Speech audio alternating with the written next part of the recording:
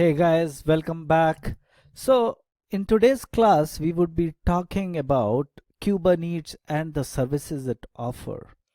So, in the previous lectures, we have launched pods and added self-healing and the scalability via replica sets, but we have explained that we can't rely on pod IPs. And in this lecture, we will see how Kubernetes services give us networking that we can rely on. So let's break the chapter in couple of different numbers. First is setting the scene, theory, hands-on, and real-world example. Now we will look at two typical access scenarios. Number one, accessing ports from inside the cluster and outside the cluster. Now setting the scene. Before diving in, we need to remind ourselves that pod IPs are unreliable. When pods fail, they are replaced with new pods with new IPs. Scaling up a replica set introduces new pods with new previously unknown IP addresses. Scaling down a replica set removes pods. This removes network endpoint from the replica set app. All of this means that pod IPs are unreliable.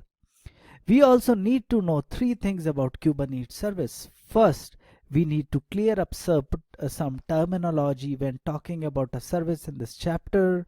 We are talking about the service REST objects in the Kubernetes API, just like a pod, replica set, or deployment.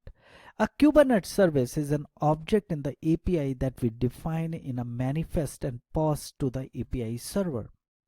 Second, we need to know is that every service gets its own stable IP address, DNS name, and port. Third, we need to know that a service uses labels to dynamically associate with sets of pods. The last 2 points are what allow a service to provide stable networking to a dynamic set of pods. Now let's quickly jump on the theory portion. If you see the figure, it shows a simple pod-based application deployed via replica set. It shows a client, which could be another component of the app that does not have a reliable network endpoint for accessing the pods. Remember that pods IPs are unreliable. Now, the same pod-based application with a service added into the mix can be written in this way as per the figure which you see on the screen. The service is associated with pods and provides them with a stable IP, DNS, and port. It also load balances requests across the pods. This means the pods behind the service can come and go as much as needed. They can scale up and down, they can fail and they can be updated, and the service in front of them notices the changes and updates its knowledge of the pod, but it never changes the stable IPs, DNS, and port that it exposes. Let's jump on to labels and loose coupling. Now, pods and services are closely coupled. While labels and label selector, this is the same technology and principle that links pods with replica sets.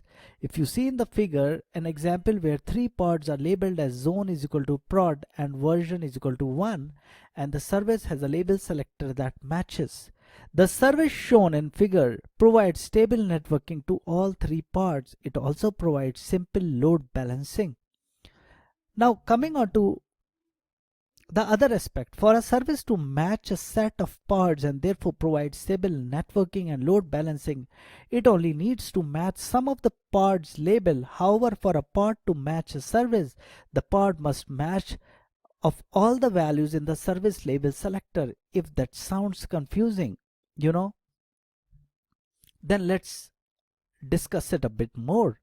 Now, let's consider an example where the service does not match any of the pods. This is because the service is selecting on 2 labels, but the pods only have one of them. The logic behind them is Boolean AND operation. Now, another example that does work, it works because the service is selecting on 2 labels and the pods have both. It doesn't matter that the pods have additional label that the service is not selecting on. The service selector is looking for pods with 2 labels. It finds them and ignores the fact that the pods have additional label. All that is important is that the pods have the label the service is looking for. So the following excerpts from the service YAML and replica set YAML shows how selector and labels are implemented. So if you see the examples I'm talking about,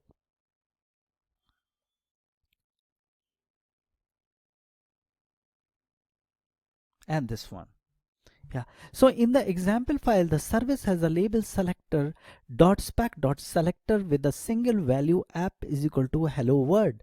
This is the label that the service is looking for when it queries the cluster for pods.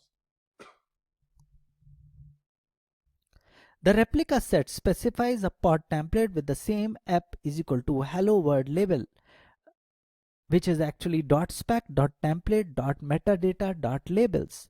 It means that the pods it deploys will have the app hello is equal to word label. It is these two values that loose tie the service to pods deployed by the replica set. When the replica set and the service are deployed, the service will select all 10 pod replicas and provide them with a stable networking endpoint and perform load balancing. Service and endpoint objects. Let's discuss on this. Now, as pods come and go, scaling up and down, failures, rolling update, etc., the service dynamically updates its list of pods. It does through a combination of the label selector and a construct called endpoint object. Each service that is created automatically gets an associated endpoint object. This endpoint object is a dynamic list of all of the pods that match the service label selector. Kubernetes is constantly evaluating the service's label selector against the current list of pods in the cluster. Any new pods that match the selector get added to the endpoint object, and any pod that disappear gets removed. This ensures the service is kept up to date as pods come and go. Now, the endpoint object has its own API endpoint that Kubernetes native apps can query for the latest list of matching pods. Non-native Kubernetes apps can use the service virtual IP, which is also kept up to date. Now let's talk about accessing from inside the cluster. Now, when we create a service object, Kubernetes automatically creates an internal DNS mapping for it. This map the name of the service to a VIP. For example, if you create a service called Hellcat SVC, pods in the cluster will be able to resolve to the service VIP. Therefore, as long as you know the name of the service, you will be able to connect it by the name. Now let's talk about accessing from outside the cluster.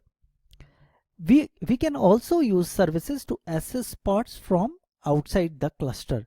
We already know that every service gets a DNS name, virtual IP, and a port. A service port is a cluster-wide, meaning it maps back to the service from every node in the cluster. We can use this port to connect to the service from outside of the cluster. Okay, let's take an example. Now, at the lowest level, we have nodes in the cluster hosting pods. Then we create a service and use labels to associate it with pods. The service object has a reliable port mapped to every node in the cluster. The port that the service uses is the same on every node. This means that the traffic from outside of the cluster can hit any node on that part and get through an application pods. Now let's take an example where 3 pods are exposed by the service on any port on every node in the cluster. In step 1, an external client hits node 2 on the same port. In step 2, it is redirected to the service object. This happens even though node 2 isn't running a pod from the service. Now, step number 3 shows that the service has an associated endpoint object with an always up-to-date list of pods matching the label selector. Now, step number 4 shows the client being directed to pod 1, and that is what we want. Now, the service could just as easily have directed the client to pod 2 or pod 3. In fact, future requests may go to other pods as the service load balances traffic between them.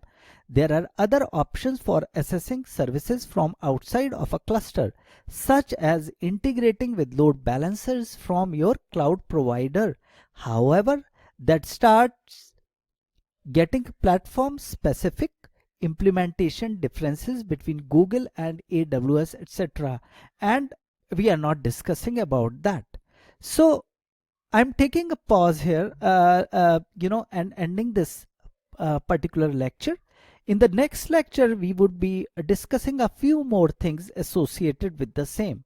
So till then, thank you very much.